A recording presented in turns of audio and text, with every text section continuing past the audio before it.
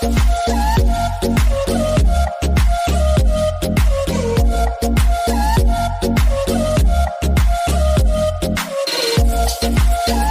Friends, welcome to ராசி tips.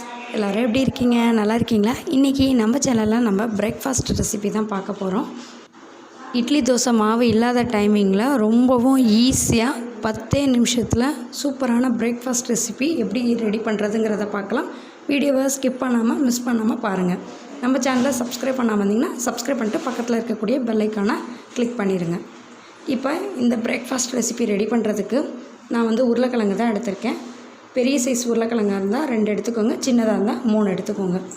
அதில் தேவையான அளவு உப்பு போட்டுட்டு நம்ம 2 விசில் வச்சுட்டு எடுத்துக்கலாம். இப்போ உருளைக்கிழங்கு பார்த்திங்கன்னா நல்லா வெந்துருச்சு. நான் தோலெல்லாம் உரிச்சிட்டு வச்சுருக்கேன். இதை ஒரு மிக்ஸி ஜாரில் சேர்த்துடலாம். சேர்த்துட்டு நல்லா நெய்ஸாக பேஸ்ட்டாக அரைச்சிட்டு எடுத்துடலாம். இப்போ பாருங்கள், நல்லா பேஸ்ட்டாக அரைஞ்சிருச்சு. இப்போ இதில் நான் அரிசி மாவு தான் சேர்த்துருக்கேன். ரேஷன் பச்சரிசியில் செஞ்ச அரிசி மாவு. இதோட வீடியோ கூட நான் ஆல்ரெடி அப்லோட் பண்ணியிருக்கேன். நம்ம சேனலோட ப்ளேலிஸ்ட்டில் இருக்குது, தேவைப்பட்டால் செக் பண்ணி பாருங்கள். இப்போ இந்த அரிசி மாவு சேர்த்துட்டு தேவையான அளவு தண்ணி சேர்த்துக்கோங்க. தண்ணி ரொம்ப தேவைப்படாது, கொஞ்சமாக மட்டும் தண்ணி சேர்த்துட்டு அதையும் நல்லா நெய்ஸாக அரைச்சிட்டு எடுத்துக்கலாம்.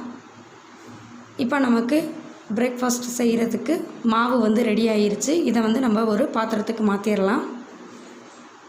இப்போ நான் ஒரு பாத்திரத்துக்கு மாற்றிட்டேன். இப்போ இதில் நான் தேவையான அளவு உப்பு சேர்த்துக்கிறேன்.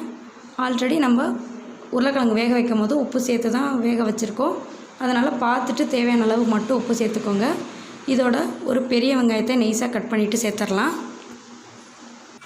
அடுத்ததாக ஒரு சின்ன கேரட்டை நெய்ஸாக துருவிட்டு வச்சுருக்கேன், அதையும் இதோட சேர்த்துடலாம். ஒரு துண்டு இஞ்சியை நெய்ஸாக துருவிட்டு அதையும் சேர்த்துக்கோங்க. இஞ்சி பேஸ்ட் இருந்தால் கூட நீங்கள் பேஸ்ட்டு சேர்த்துக்கலாம். அடுத்து நான் காரத்துக்கு ஏற்ற மாதிரி ஒரு பச்சை மிளகாவை இந்த மாதிரி கட் பண்ணிவிட்டு சேர்த்துக்கிறேன். இதோட மல்லி இலையும் நெய்ஸாக கட் பண்ணிவிட்டு சேர்த்துக்கலாம்.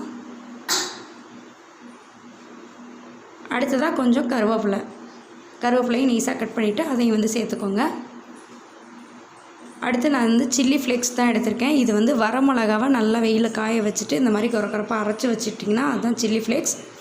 இந்த சில்லி ஃப்ளேக்ஸ் உங்கள்கிட்ட இல்லாட்டி நீங்கள் உருளைக்கிழங்கு மிக்ஸி ஜாரில் அடிக்கும் போது 2 வரமிளகாவை போட்டு அடித்து வச்சுக்கோங்க. இதுவுமே ஒரு நல்ல ஃப்ளேவர் கிடைக்கும், நல்லாயிருக்கும், டேஸ்ட்டுமே சூப்பராக இருக்கும். இப்போ இது எல்லாத்தையுமே நல்லா மிக்ஸ் பண்ணிடலாம்.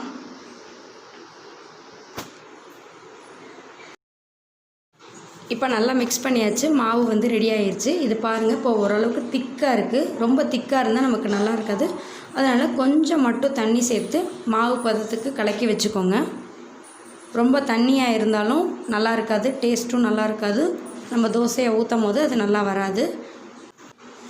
இப்போ மாவு ரெடி ஆகிடுச்சு. இப்போ நான் ஒரு பேன் ஹீட் பண்ணியிருக்கேன். பேன் ஹீட் ஆனதுக்கப்புறமா அதில் நல்லெண்ணெய் அல்லது நெய் சேர்த்துக்கோங்க. சேர்த்துட்டு இதில் நம்ம ரெடி பண்ணி வச்சுருக்க மாவை சேர்த்து தோசை பதத்துக்கு ஊற்றிடலாம். இப்போ கொஞ்சம் நேரம் மூடி வச்சு வேக வைக்கலாம். ஒரு சைடு வெந்ததுக்கப்புறமா திருப்பி போட்டுடலாம். பாருங்கள், இப்போ ஒரு சைடு வெந்துருச்சு. நான் இப்போ திருப்பி போட்டுடுறேன். உங்களுக்கு நல்ல செவக்கணும், நல்ல கலராக வேணும், நல்லா கிறிஸ்பியாக வேணும்னு நினச்சிங்கன்னா நல்லா கொஞ்சம் நேரம் வேக வச்சிங்கன்னா நல்ல கலராக வந்துடும். இப்போ நான் திருப்பி போட்டதுக்கப்புறமா இதில் கொஞ்சம் நெய் சேர்த்துட்றேன். அப்போ தான் நல்லா கிறிஸ்பியாக வேகும். இப்போ 2 சைடுமே வெந்ததுக்கப்புறமா நம்ம தோசையை ஒரு பிளேட்டுக்கு மாற்றிடலாம். இது சூப்பரான ஒரு பிரேக்ஃபாஸ்ட். டேஸ்ட்டுமே ரொம்ப சூப்பராக இருக்கும். இட்லி தோசை மாவு இல்லாத டயத்தில் ட்ரை பண்ணி பார்த்துட்டு எப்படி இருக்குங்கிறத கண்டிப்பாக மறக்காமல் என்னோட கமெண்ட் பாக்ஸில் ஷேர் பண்ணிக்கோங்க. இந்த வீடியோ பிடிச்சிருந்துச்சுன்னா லைக் பண்ணி ஷேர் பண்ணுங்கள். தேங்க்யூ ஃபார் வாட்சிங். Thank you friends.